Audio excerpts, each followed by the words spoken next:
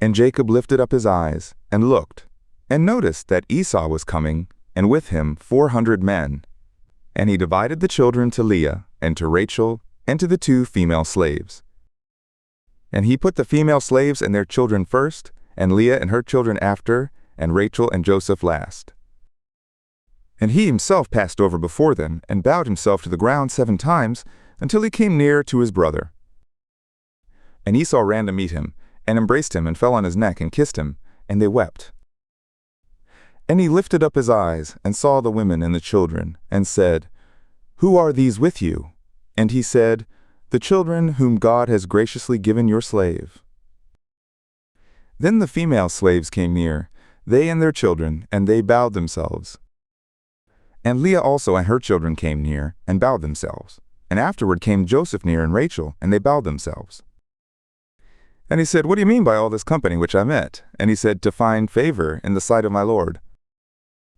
And Esau said, I have enough, my brother. Let that which you have be yours. And Jacob said, No, I pray you, if now I have found favor in your sight, then receive my present at my hand, since I have seen your face, as one sees the face of God, and you were pleased with me. Take, I pray you, my gift that is brought to you, because God has dealt graciously with me, and because I have enough. And he urged him, and he took it. And he said, Let us take our journey, and let us go, and I will go before you.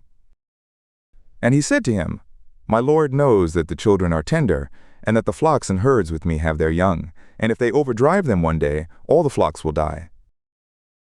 Let my Lord, I pray you, pass over before his slave, and I will lead on gently according to the pace of the cattle that are before me, and according to the pace of the children, until I come to my Lord, to Seir. And Esau said, Let me now leave with you some of the folk who are with me. And he said, Why do that? Let me find favor in the sight of my Lord.